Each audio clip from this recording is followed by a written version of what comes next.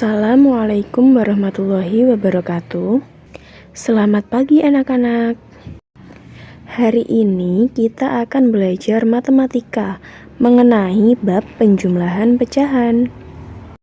Nah anak-anak, penjumlahan pecahan itu ada beberapa jenis. Untuk yang pertama adalah penjumlahan pecahan biasa. Penjumlahan pecahan biasa itu masih terdiri lagi dari dua macam. Untuk yang pertama adalah penjumlahan pecahan biasa berpenyebut sama. Contohnya seperti berikut ini. Ini dia contoh dari penjumlahan pecahan berpenyebut sama. Soal yang pertama seperti ini. Perlu kita perhatikan, dalam penjumlahan pecahan berpenyebut sama, yang kita jumlahkan itu cukup pembilangnya saja. Mana yang dinamakan pembilang? Pembilang itu yang atas, ini dinamakan pembilang. Sedangkan yang bawah itu dinamakan penyebut. Kenapa kok hanya yang atasnya saja yang dijumlahkan? Karena yang bawah itu sudah sama. Jadi tinggal kita tulis 1/5 ditambah 3/5 itu jadinya 1 ditambah 3 per, kita tulis salah satu, 5. Yang atas kita jumlahkan, 1 ditambah 3 itu 4, bawahnya tetap 5. Jadi 1/5 ditambah 3/5 itu adalah 4/5. Kita lanjut ke contoh yang kedua, seperti tadi. Yang ditambah cukup yang atas. Yang atas berapa? 3 ditambah 2 per 7. 3 ditambah 2 itu 5. Bawahnya 7. Jadi 3/7 ditambah 2/7 adalah 5/7. Nah, seperti ini. Penjumlahan pecahan biasa yang kedua adalah penjumlahan pecahan biasa berpenyebut beda. Contohnya seperti berikut ini. Kita akan membahas contoh soal penjumlahan pecahan berpenyebut beda. Nah, untuk dapat menjumlahkan dua pecahan yang penyebutnya berbeda, langkah pertama yang harus kita lakukan adalah mencari KPK. KPK dari apa? Dari kedua penyebut. Kedua penyebutnya berapa di contoh ini? Yaitu adalah 4 dan 6. KPK itu apa sih? KPK itu adalah kelipatan persekutuan terkecil. Cara mencarinya bagaimana? Cara mencarinya adalah tinggal menjumlahkan dengan bilangan awal. Misal, mencari KPK dari 4. Kita tulis 4 ditambah 4 berapa? 8 ditambah 4 lagi 12 ditambah 4 lagi 16. Nah, kita lanjut. KPK dari 6 itu berapa? Ada 6, kemudian ada 12, ada lagi tambah 6, 18. Tinggal ditambah.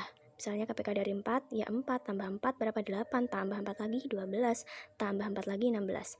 KPK dari 6, ya 6, tambah 6 lagi 12, tambah 6 lagi 18, tambah 6 lagi 24.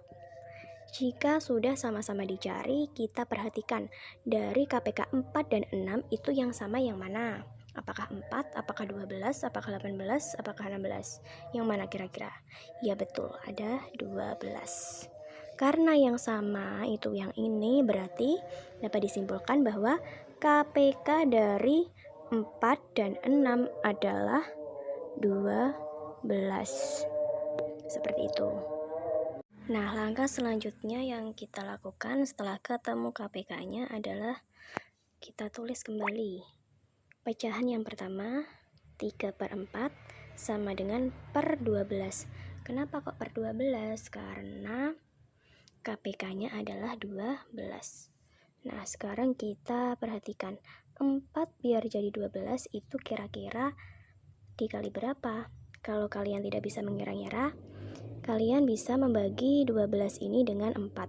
12 dibagi 4 itu hasilnya adalah 3. Berarti 4 biar jadi 12 itu dikali 3. Nah, kalau bawah dikali 3, atas juga dikali 3. 3 kali 3 jadinya 9. 3/4 jadinya 9/12. Sekarang kita lanjut ke pecahan yang kedua, yaitu 1/6. Sama seperti tadi, sama dengan per 12. Nah, 6 biar jadi 12 dikali berapa? Kalau bingung, tinggal kita bagi. 12 dibagi 6, itu hasilnya adalah 2. Berarti 6 biar jadi 12 itu dikali 2. Bawah dikali 2, atas juga dikali 2. Nah, 1 kali 2 itu adalah 2. 1/6 jadinya 2/12. Kenapa kok tidak langsung dikalikan 4 kali 6 begitu? Karena nanti hasilnya terlalu besar penyebutnya. Makanya biar sederhana itu kita cari KPK-nya saja. Setelah dua-duanya ketemu, kita bawa ke atas. Ini yang 3/4 tadi jadinya berapa?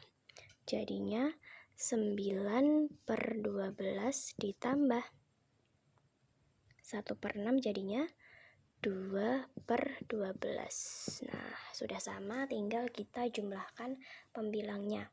9 ditambah 2 itu 11. 12-nya tetap. Nah, jadi 3/4 ditambah 1/6 itu jadinya 9/12 ditambah 2/12 jadinya 11/12. Sudah sederhana. Nah, untuk lebih jelasnya kita akan lanjut ke contoh yang kedua. Ada 8/15 ditambah 3/5. Seperti tadi, ini belum bisa dijumlahkan karena penyebutnya masih beda. Oleh karena itu, kita harus menyamakannya dengan apa?